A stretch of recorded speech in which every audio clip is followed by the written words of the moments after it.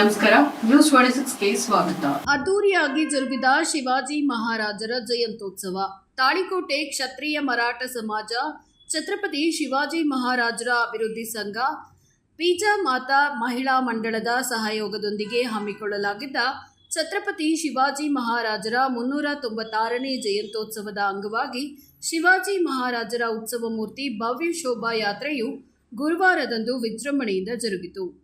ಮಧ್ಯಾಹ್ನ 4 ಗಂಟೆಗೆ ಮಹಾರಾಣಾ ಪ್ರತಾಪ್ ಸಿಂಗ್ ವೃತ್ತದಲ್ಲಿ ಶಿವಾಜಿ ಮಹಾರಾಜರ ಮಹಾಮೂರ್ತಿಗೆ ವೇ ಪ್ರತೀಕಾ ಕುಲಕರ್ಣಿ ಅವರು ವಿಶೇಷ ಪೂಜೆಯನ್ನ ಸಲ್ಲಿಸಿದಲ್ಲದೆ ಭವ್ಯ ಶೋಭಾಯಾತ್ರೆಗೆ ಚಾಲನೆಯನ್ನ ನೀಡಿದರು. ಈ ಮೆರವಣಿಗೆಯ ನೇತೃತ್ವವನ್ನ ಕ್ಷತ್ರಿಯ ಮರಾಠ ಸಮಾಜದ ಅಧ್ಯಕ್ಷರಾದ ಸಾಂಬಾಜಿ ವಾಡಕಾರ, ಕಾರ್ಯದರ್ಶಿ ಕಾಶಿರಾಯ ಮೋಹಿತೆ, ಬಸವಂತರಾಯ ಸುಬೇದಾರ, ಜಿಟಿ ಗೋರ್ಪಡೆ, ಸಂಭಾಜಿ ಡಿಸಲೆ, ಗುಂಡೂರಾವ್ ಜಗತಾಪ್, ಶಶಿಧರ ದಿಸಲೆ, ಪುಂಡಲಿಕಾ ಮೋಹಿತೆ ಇನ್ನೂ ಹಲವಾರು ಗಣ್ಯರು ವಹಿಸಿಕೊಂಡಿದ್ರು.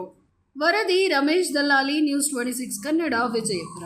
ಇನ್ನಷ್ಟು ಸುದ್ದಿಗಾಗಿ ನೋಡ್ತಾ ಇರಿ ನ್ಯೂಸ್ 26 ಕನ್ನಡ. ನಾವು ನಿಮ್ಮೊಂದಿಗೆ.